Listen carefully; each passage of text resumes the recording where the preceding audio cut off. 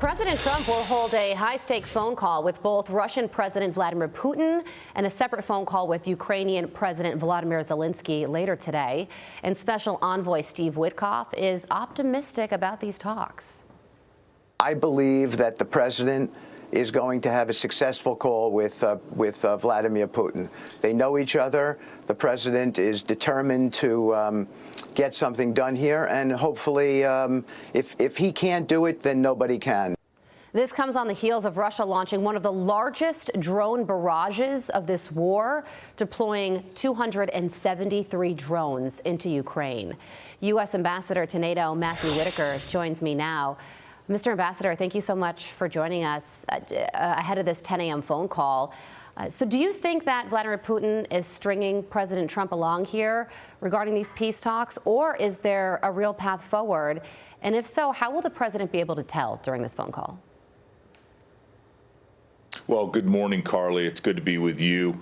I think President Trump is uniquely positioned to get a deal done if a deal is to be had. I think Special Envoy Witkoff is absolutely right. Vladimir Putin will listen to President Trump, and I think President Trump's decisive diplomacy is forging a Russia-Ukraine ceasefire, which is delivering on the America First leadership and the peace that he has promised. Remember, Donald Trump on all fronts is working towards ending the killing, ending the fighting, and having peace across the globe. And I think a lasting Russia-Ukraine agreement, the president is going to put together here, even if it's happened a little slower than a lot of people think, is putting the United States in a position of global influence and securing our strategic interests and making sure that we don't have these endless conflicts that reduce and take American resources.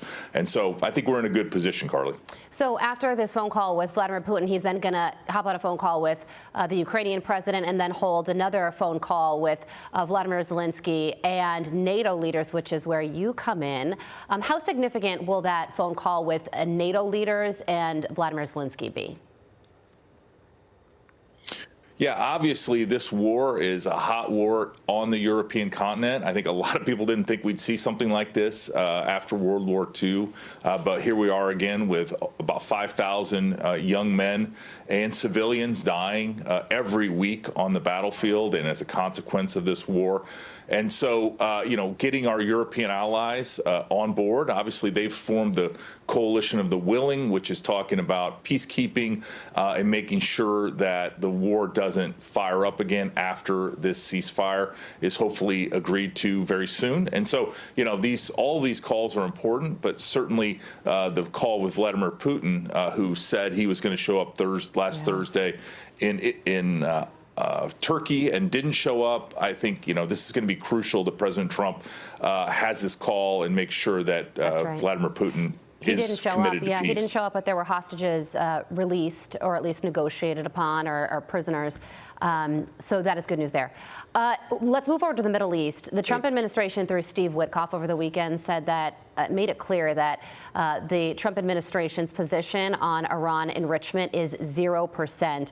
And then Iran's foreign minister posted on X, if the U.S. is interested in ensuring that Iran will not have a nuclear weapon, a deal is within reach, and we are ready for a serious conversation to achieve a solution that will forever ensure that outcome.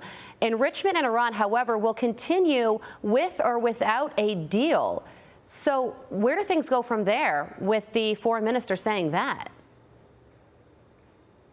Yeah, obviously, Steve Witkoff said that was the red line, was the continuing enrichment. I think that may be a little bit of political posturing and trying to appeal to maybe the domestic Iranian audience to keep them happy as to where this is going. But, it's very clear what the position of the United States is. And again, this is another area where Donald Trump uniquely is bringing peace. He doesn't want to fight with Iran, but at the same time, Iran cannot have a nuclear weapon. And so, the position of the United States is very clear, and I think the Iranians understand that, and they don't want a war with the United States either. And so I think we will, again, President Trump will bring peace to this situation. Yeah, the president said that he's extended an olive branch, but it will not last forever. And the Ayatollah certainly did not like the president's trip to the Middle East. He made that very clear in his Truth Social post. So if the Ayatollah is comfortable, that means that President Trump's trip to the region was successful. Ambassador Whitaker, thank you so much for joining us this morning. It's certainly going to be another very busy week. We appreciate you joining us. All right, good to see you, and tell Todd hello for me. I certainly will. Hi, Ambassador. He's next to me. He says hi. I'm Steve Ducey. I'm Brian Kilmeade. And I'm Ainsley Earhart. And click here to subscribe to the Fox News YouTube page to catch our hottest interviews and most compelling analysis.